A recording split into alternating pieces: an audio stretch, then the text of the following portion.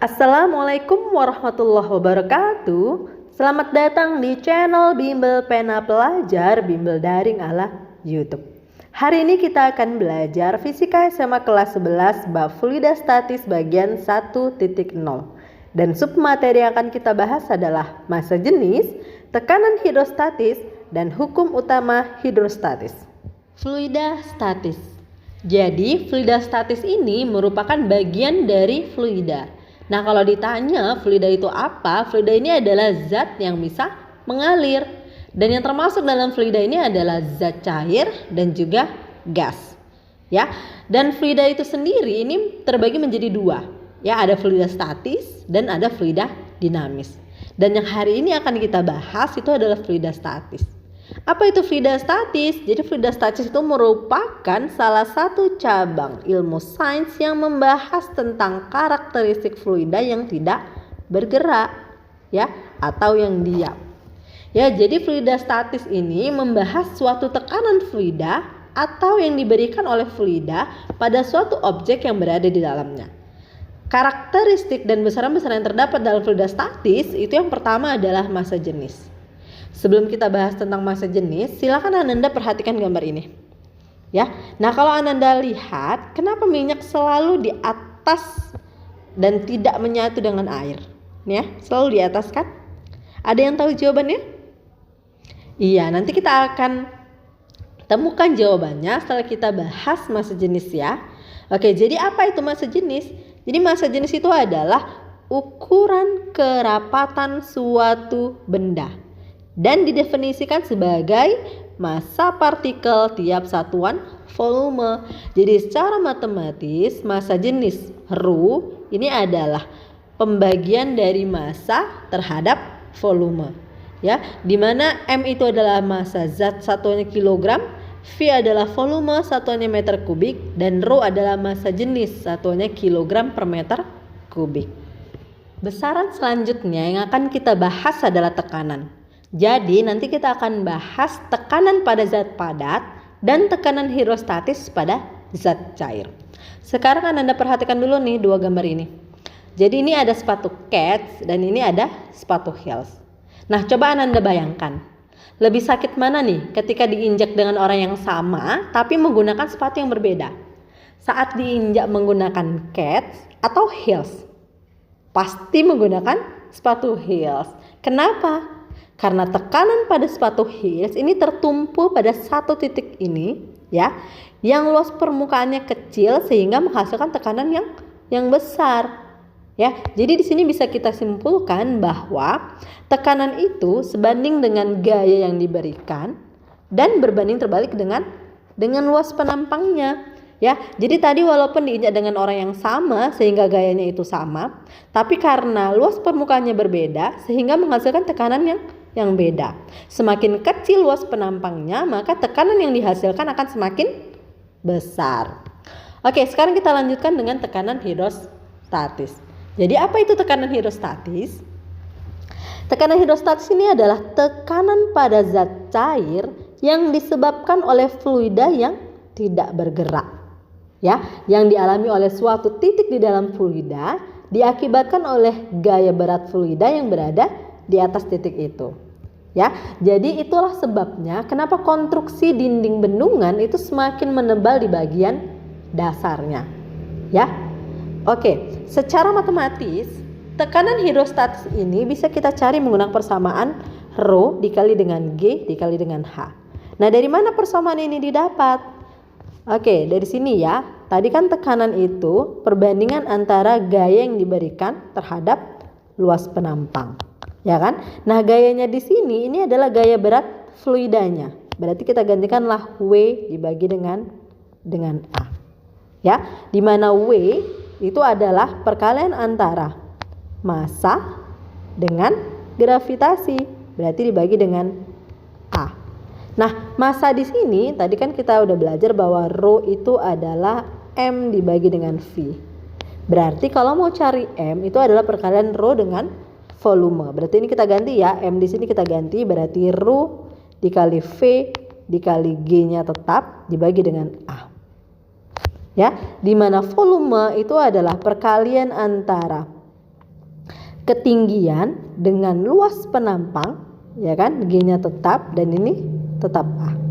Oke, berarti karena ada atas A di bawah A, maka muncullah persamaan untuk tekanan hidrostatis, yaitu perkalian antara massa jenis, percepatan gravitasi, dan ketinggian. Atau ini bahasanya kedalaman ya, di mana kedalamannya ini diukur dari permukaan bidang ininya, permukaan zat cair ke titik yang akan kita ukur tekanannya. Oke, sekarang kalau seandainya tekanan udara luar di bagian permukaan fluida itu diperhitungkan, maka tekanan yang dihasilkan itu adalah tekanan mutlak atau tekanan total. Jadi tekanan mutlak itu adalah tekanan pada dasar bejana yang dipengaruhi oleh tekanan udara luar. Nah, secara matematis tekanan mutlak itu bisa kita cari dari penjumlahan tekanan udara luar ditambah dengan tekanan hidrostatis.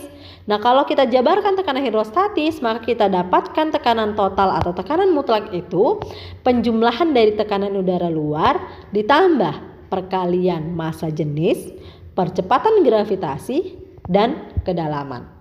Jadi ingat ya, kalau tekanan udara luarnya diperhitungkan, maka tekanan yang dihasilkan adalah tekanan mutlak. Ya.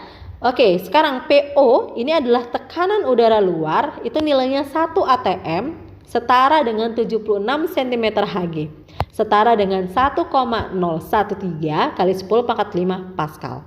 H itu ketinggian atau kedalaman satuannya meter, Rho massa jenis satuannya kilogram per meter kubik, dan pH itu adalah tekanan hidrostatis satuannya Pascal. Oke, sekarang kita lanjutkan ke hukum utama hidrostatis. Jadi, tekanan hidrostatis pada sembarang titik yang terletak pada suatu bidang datar yang diam itu besarnya sama. Ya. Jadi kalau kita perhatikan nih, ketika bejana seperti ini ya, walaupun berbeda bentuk, tapi ketika kita isi dengan fluida yang sama jenisnya, ternyata dalam keadaan setimbang ketinggian fluida ini akan sama. Sehingga tekanan hidrostatis pada dasar bejana ini masing-masing juga sama besar. Ya, jadi hukum utama hidrostatis ini dimanfaatkan untuk pemasangan infus dan untuk menentukan massa jenis suatu zat cair dengan menggunakan pipa U. Sekarang kita bahas penerapan hukum utama hidrostatis pada pipa U. Jadi tadi udah Ibu singgung ya, bahwa pipa U ini berfungsi untuk mengukur massa jenis suatu zat cair. Ya, jadi kalau kita nggak tahu nih jenis minyaknya apa, maka kita bisa cari menggunakan pipa U. Ya, jadi dari mana persamaan ini kita dapat? Nah, berdasarkan hukum utama hidrostatis bahwa tekanan di sembarang titik pada zat cair yang diam itu sama besar. Ya, maka P1 itu sama dengan P2. Ya. Di mana P1 ini, karena ini adalah tekanan hidrostatis ya, zat cair, maka rumusnya adalah Rho dikali G kali H. 1 sama dengan Rho kali G kali H 2. Nah, karena percepatan gravitasinya itu sama, maka ini kita bagi dengan G, sama-sama kita bagi G, maka muncullah persamaan ini, bahwa Rho 1 H1 itu sama dengan Rho 2 kali H2, di mana Rho 1 itu adalah massa jenis zat cair yang pertama, Rho 2 adalah massa jenis zat cair yang kedua, dan delta H adalah perbedaan tinggi zat cair. Kalau H1 berarti ketinggian zat cair yang pertama, dan H2 itu adalah ketinggian zat cair yang kedua. Agar Anda lebih paham, sekarang kita bahas contoh soal yang pertama. Sebuah tabung yang luas penampangnya 10 cm kuadrat, kita buat dulu ya, diketahui. Luas penampang A 10 cm kuadrat. Diisi raksa setinggi 10 cm. Oke, berarti H1 10 cm dan air setinggi 50 cm. Berarti H2 50 cm. Dari permukaan raksa. Berarti raksa 1 benar ya. Yang kedua air di atasnya. Oke, jika massa jenis raksa berarti rho raksa tadi 1 itu 13,6 gram per centimeter kubik. Massa jenis air berarti rho 2 itu adalah 1 gram per centimeter kubik. Maka tentukan tekanan hidrostatis pada dasar tabung.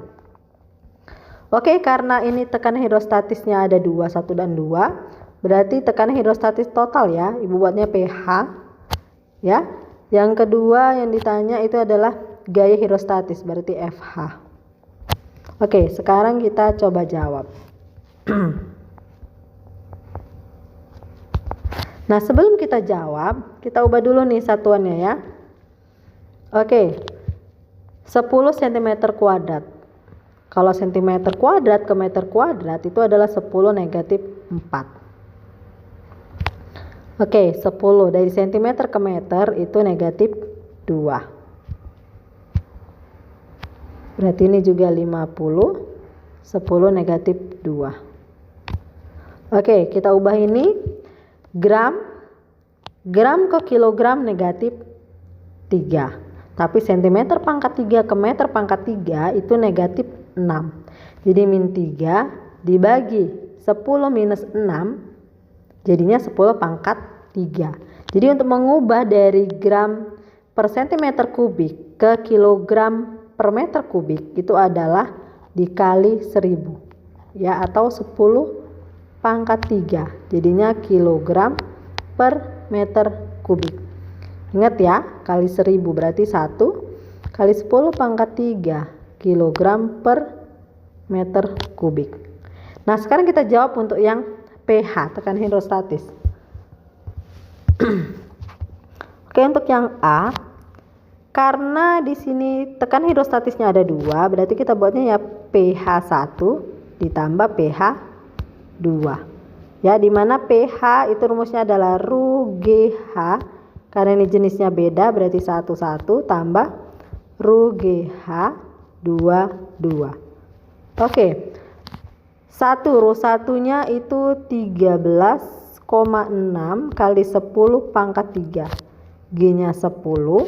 H1-nya 10 kali 10 negatif 2 tambah Ru yang kedua 1 kali 10 pangkat 3.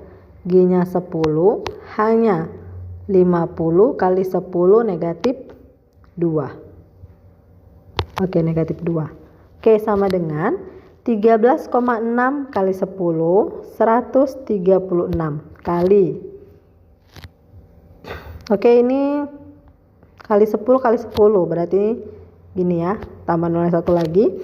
10 pangkat 3 tambah 10 negatif 2 kali 10 negatif 2 berarti pangkatnya kurang jadinya ya, berarti 10 pangkat 1 ditambah 1 kali 10 kali 50 berarti 500 kali 10 juga berarti sama dengan, karena ini pangkatnya udah sama langsung kita jumlahkan 1360 tambah 500 berarti hasilnya 1860 kali 10 ya.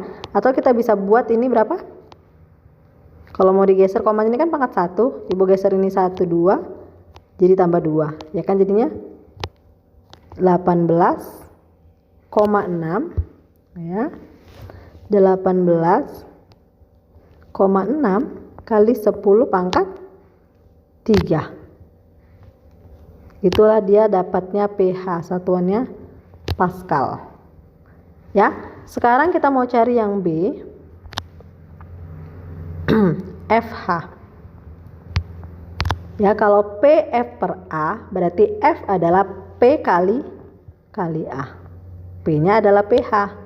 pH nya tadi kita dapatnya 18,6 kali 10 pangkat 3. A nya 10 kali 10 negatif 4 berarti sama dengan 18,6 kali 10 186 kali 10 pangkat 3 kali 10 negatif 4 jadi 10 negatif 1.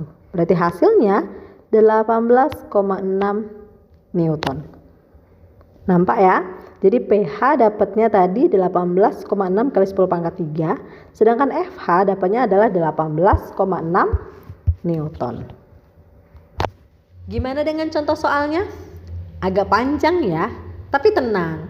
Untuk latihan kita yang pertama ini nggak sepanjang contoh soal kita.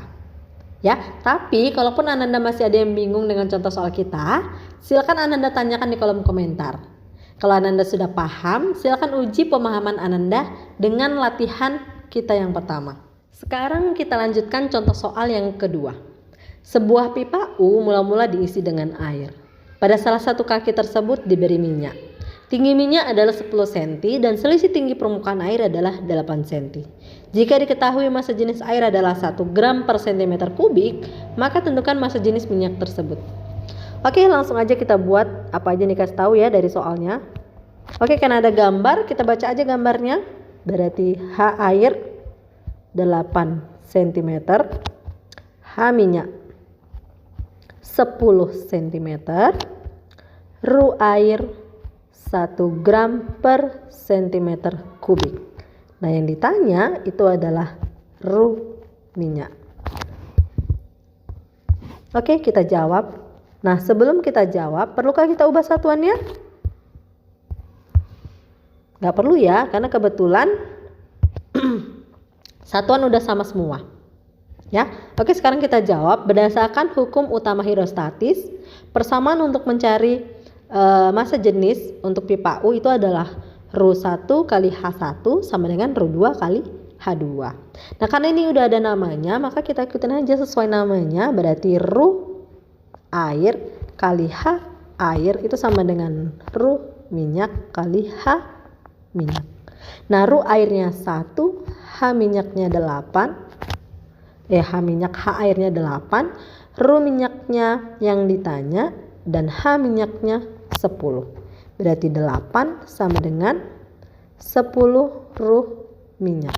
Berarti Ru minyak itu adalah 8 dibagi 10.